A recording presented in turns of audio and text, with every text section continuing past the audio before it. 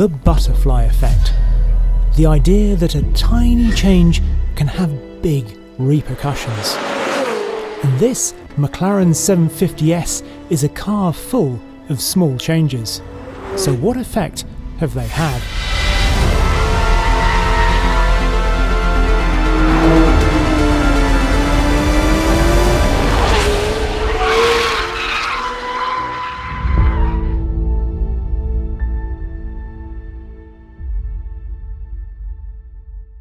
Spot the difference. Oh, I do like this. Easy. Red 720. No, the other way around. Does that badge say 20 or 50? I do really like a game of spot the difference, and this is a particularly tricky one because this is the brand new McLaren 750S, the successor to the 720S, which is quite an old car by now. If you like a game of spot the difference, then these are some of the changes, such as the new, slightly larger front splitter. Then we have the vents over the front wheel, which you might remember from 765 LT badge. Always a good way to spot the difference. Slightly different intake down there, I think. Down then round the back, it's slightly easier to see some changes because we have a larger rear wing with a bit of an angle on it like that. And the exhausts. There were two before, and now there's only one. But keeping it so similar does raise questions. Is this perhaps a rush job or a stopgap after the stuttering birth of Artura?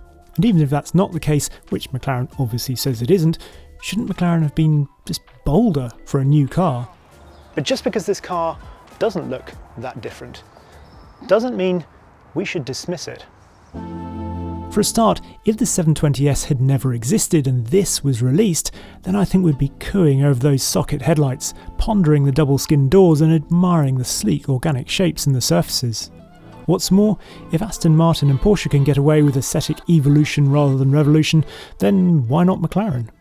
And, of course, it's not all about looks. There are the mechanicals too, which we're told are 30% new.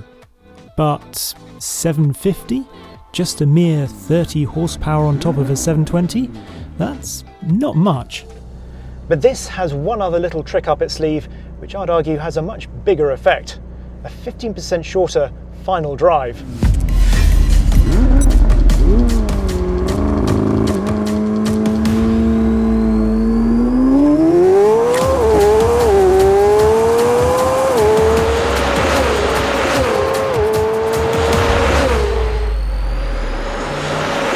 2.8 seconds to 62 miles an hour and 7.2 to 124 is so quick for a rear-wheel drive car.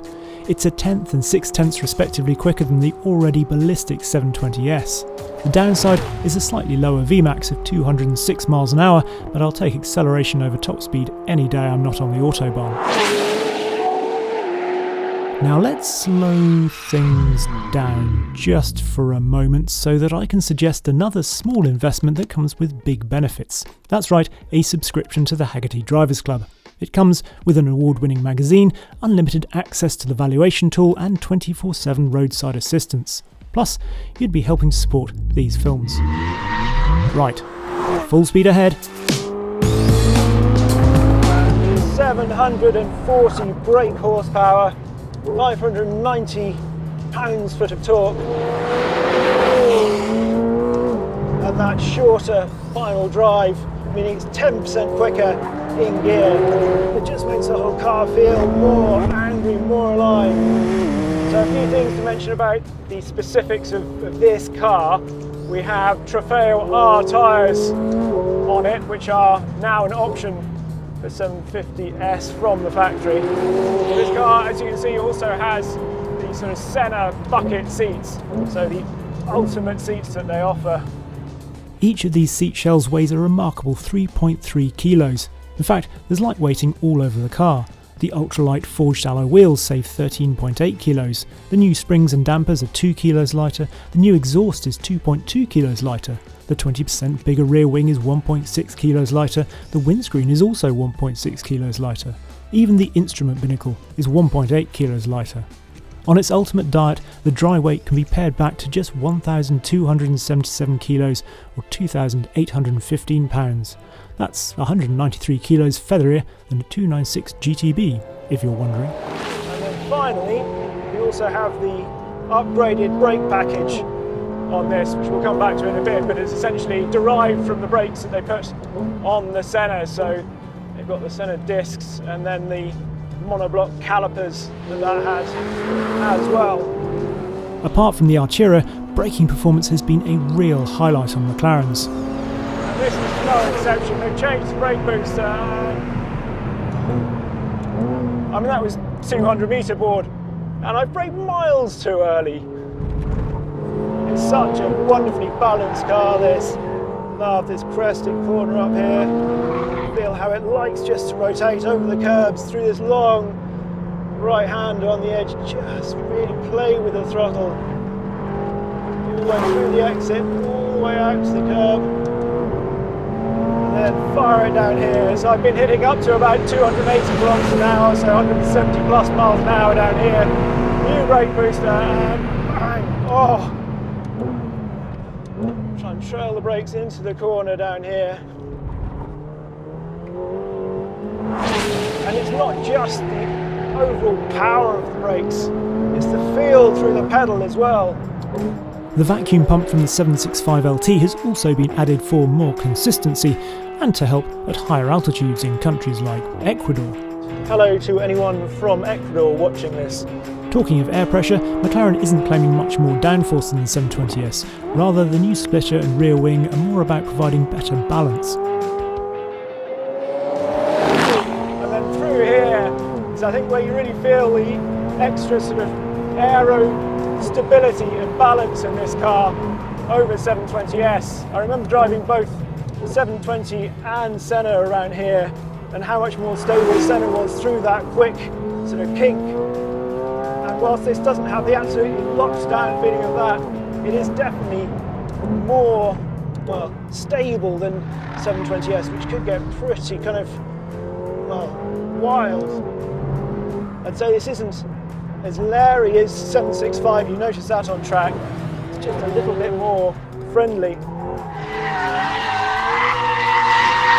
So I'm just going to take it out of track and put it back into sport for a second, just so you can hear it, because the differences are quite interesting.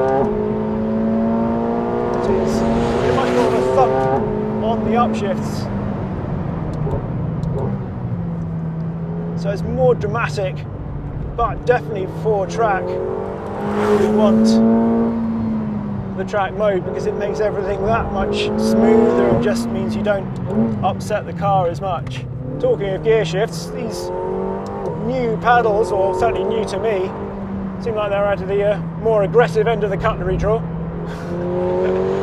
Then with the track handling mode, which is on this side, it gets about 15% stiffer in track mode over sport. You can still take the curbs really nicely, it still rides the curbs really well, but you just notice the car move around a little bit more, and actually it helps you use those curbs. And of course, you do have the ability to dismiss the ESC entirely. Give it a rest. Send it for a long lunch.